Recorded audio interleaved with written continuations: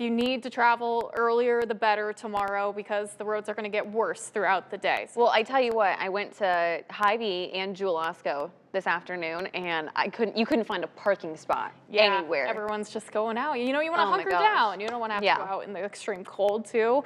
Totally understand it, but yeah, we got a lot to talk about. So here is a look outside right now from our Bridgepoint camera. It's looking a little foggy almost out there, but it is pretty gloomy and we're dry at least. It's not going to last that way for much longer. Here is a look at our watches and warnings right now. Winter storm warning will take effect at 9 p.m. this evening. That is going to include all the areas in the red.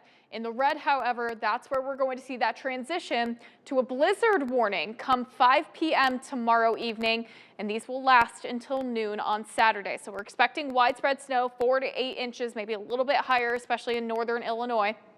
Gusty winds could get up to 50 miles per hour, especially by tomorrow evening. So let's take a look at blizzard warning criteria when the National Weather Service begins to issue these types of warnings. You need to have sustained winds or frequent gusts up to 3 miles per hour or greater. At the same time, you need to have considerable falling or blowing snow. So technically, it doesn't actually have to be snowing, but you do have to have snow at least present. And here is a look, and those conditions need to last for at least 3 hours. And it looks like we're going to match all of these criteria come tomorrow evening, and that's why we're seeing that blizzard warning in effect. And again, take into account this has nothing to do with the amount of snow either. This has everything to do with those winds. So once we get to the afternoon, we're going to start to see those winds get up to around 40 miles per hour. By the evening, 7, 8, 9 p.m., that could be the gustiest that we see with winds nearing 50 miles per hour. And this is when we're expecting those roads to get pretty dangerous. That's when the visibility is really going to get reduced as well. So we're going to continue to track this through. But again, the earlier that you can get on the road or get your errands done, the better come tomorrow. Here is a look at radar right now. Again, drier conditions around the Quad Cities. We have some snow showers starting to push into northern Missouri. This will continue to creep up into our area. We're expecting the snow to begin here around 9 p.m., especially near Burlington, and then eventually advancing to the Quad Cities region. Temperatures tonight are going to be in the mid-20s, but likely going to begin to rise during the overnight hours. And let's take a look at future track. Again, this is a look at 11 p.m. starting to track in some snow showers to the Metro Quad Cities, becoming widespread as we get into tomorrow morning. Again, this is going to likely be some lighter snow, but still expecting that heavier snow to arrive tomorrow afternoon.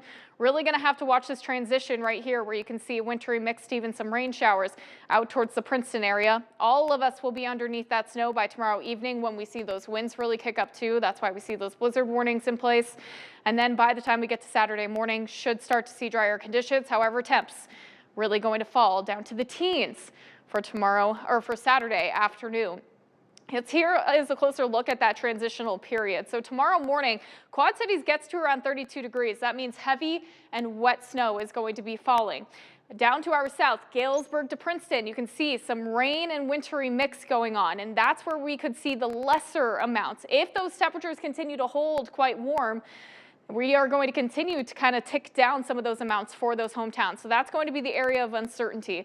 But I'm still expecting most of us to see the snow transition by Friday afternoon. And then we'll continue to just see those snow showers throughout Friday evening and going into the overnight hours. Here is a look at what we're thinking for snow amounts. Again, it's going to be pretty uncertain from Princeton to Galesburg, but a couple inches for sure. Along the Quad Cities and north, that's where we could see that range from 6 to 9 inches.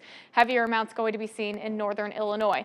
Then that wind chill really starts to get brutal after this storm. We're going to drop down to wind chills of nearly -30 as we get into Saturday night and Sunday morning. Going to be a similar story as we head into Sunday night and Monday morning. We already have a wind chill watch in place for this time frame. So yeah, a whole lot of winter weather heading our way.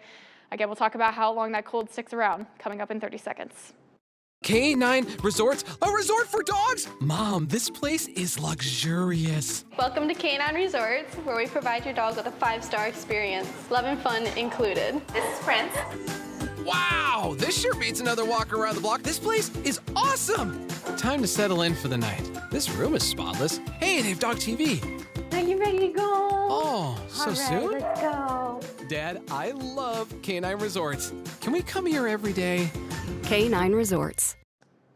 All right, so we just got a couple days to go through to get all the precipitation out of the way. The good news is we dry out, but of course we are left behind with that cold. Right now, highs only for next week remain below 0, single digits, or in the teens. So Buckle up. exactly, winter is here. Love it. Thanks, Morgan.